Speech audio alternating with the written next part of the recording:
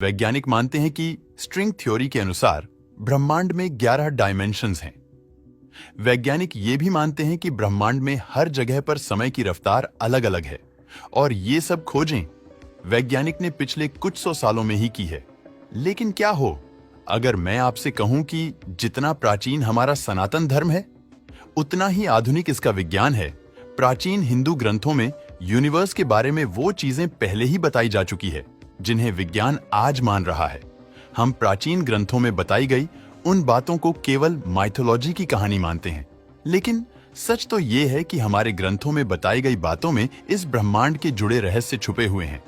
जिन रहस्यों से आज विज्ञान पर्दा उठा रहा है उन रहस्यों को हमारे हिंदू धर्म में बहुत पहले ही सुलझा लिया गया है। वैज्ञानिक के 11 डायमेंशंस को एक्सप्लेन करते हैं, लेकिन सनातन धर्म में ब्रह्मांड में 64 डायमेंशंस का जिक्र किया जाता है। डायमेंशन वाला ये कॉन्सेप्ट विज्ञान के लिए भले ही नया है, लेकिन हिंदू धर्म में इसका हजारों साल पहले ही जिक्र किया जा चुका था। इस वीडियो में मैं आपके साथ कुछ ऐसी स्टोरीज शेयर करने जा रहा हूं जिन्हें जानकर आप अपनी संस्कृति पर गर्व करोगे। क्या आप जानते हो कि पहली बार पैरेलल यूनिवर्स की थ्योरी कब दी गई थी? दरअसल पहली बार साल 1954 में ह्यूग एवरेस्ट नाम के एक प्रोफेसर ने दुनिया को बताया कि हमारी दुनिया जैसी ही एक और दुनिया है जो हमारे साथ ही एग्जिस्ट करती है। लेकिन अगर मैं कहूं कि हिंदू लेखकों ने हजारों साल पहले ही पैरेलल यूनिवर्स की थियरी दे दी थी, तो आपका क्या मानना होगा? अगर आप मेरा यकीन नहीं कर रहे तो एक बार इस कहानी को सुनिए। ये कहानी रामायण से है। भगवान श्री राम और रावण के युद्ध को खत्म हुए कई दशक बीत चुके थे। मर्यादा पुरुषोत्तम श्री राम ने कई सालों तक राज किया और चारों ओर राम राज्य की स्थापना की। हम सभी जानते हैं कि भगवान विष्णु ने राम यानी कि एक इंसान के रूप में धरती पर अवतार लिया था। अब बिल्कुल एक आम इंसान की तरह उन्हें अपने जीवन को समाप्त कर बैकुंठ की ओर निकलना था। लेकिन वो यह बात जानते थे कि उनके सबसे बड़े भक्त हनुमान उन्हें धरती से जाने नहीं देंगे। श्री राम जी को बचाने के लिए वो खुद यमराज तक से लड़ सकते थे। हनुमान जी के लिए ये बात जानना बहुत जरूरी था कि वो इस ब्रह्मांड के एक छोटे से अंश के बराबर हैं और असल में दुनिया की चीजें कभी खत्म नहीं होती, बल्कि वो एक साइकिल में घूमती रहती हैं। इस महत्वपूर्ण बात को समझाने के लिए श्री राम जी ने एक बहुत ही चतुर लीला का प्लान बनाया। उन्होंने जमीन के अंदर एक छोटी सी दरार बनाई और उसके अंदर अपनी अंगूठी फेंक दी। इसके बाद उन्होंने हनुमान जी को बुलाया और उन्होंने हनुमान जी से अंगूठी को निकालने के लिए कहा।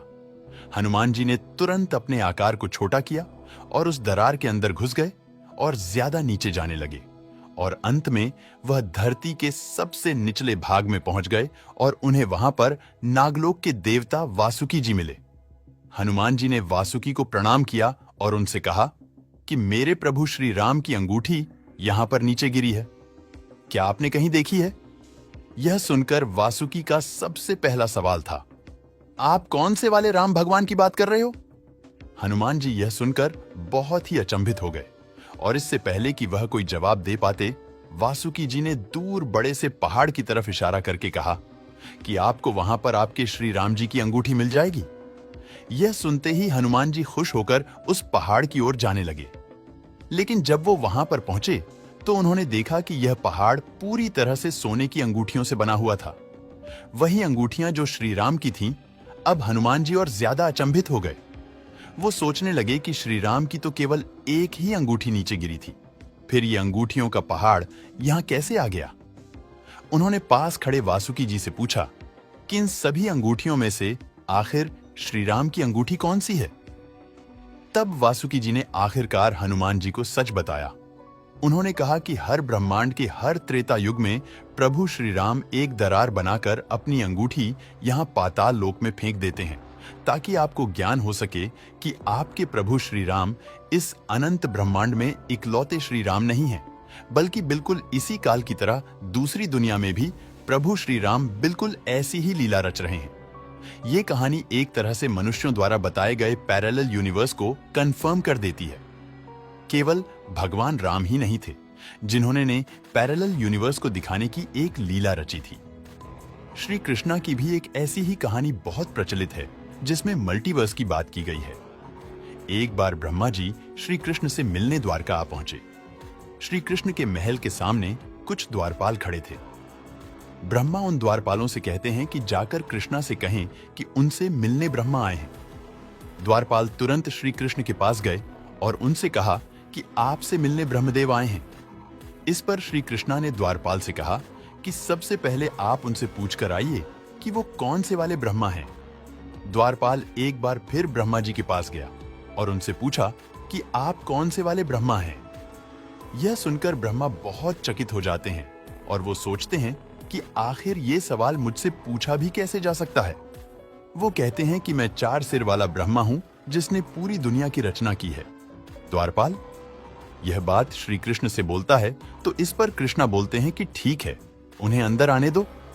अब जैसे ही भगवान ब्रह्मा अंदर आते हैं तो उनका पहला सवाल श्री कृष्णा से यही होता है कि आखिर आपने द्वारपाल से मुझे ये पूछने को क्यों कहा कि मैं कौन सा ब्रह्मा हूं?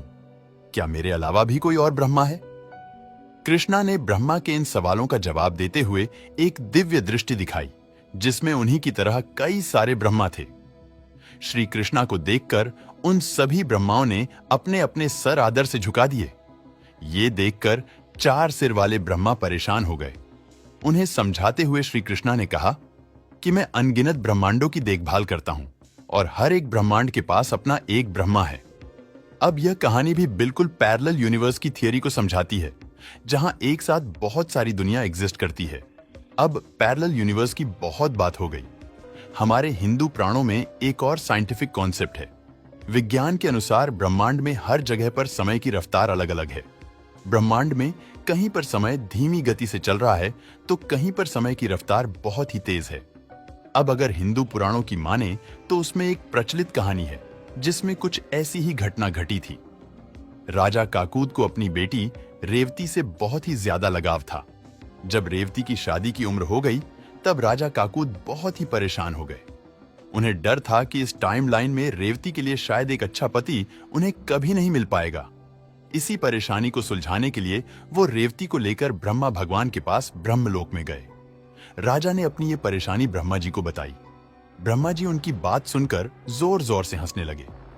उन्होंने कहा कि आप जिस धरती से अभी आए हो वहां पर आपकी जान पहचान वाला अब कोई नहीं रहा, क्योंकि जितना समय आपने ब्रह्मलोक में गुजारा है उतने ही समय में धरती पर हजारों साल बीत चुके हैं। रेवती और राजा भगवान ब्रह्मा की इन बातों को नहीं समझ पा रहे थे। तब ब्रह्मा जी ने बताया कि हर लोक में समय की रफ्तार अलग अलग है।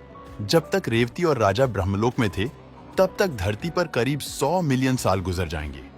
अब जाहिर सी बात है कि इतने समय बाद ना ही रेवती का परिवार वहां रहा था और ना ही राजा का राज्य। भगवान ब्रह्मा उन्हें सुझाव देते हैं कि आप जल्द ही धरती पर जाओ और वहां श्री कृष्ण के भाई बलराम से रेवती की शादी करवा दो। अगर आप कुछ क्षण और ब्रह्मलोक में रुकते हो तो धरती का यह समय भी बहुत तेजी से गुजर जाएगा। ये कहानी सीधे तरीके से टाइम डायलेशन की थियरी को प्रूव करती है।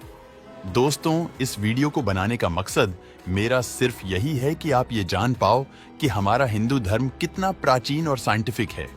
अगर आपको ये वीडियो अच्छा लगा हो तो इसे लाइक जरूर करें।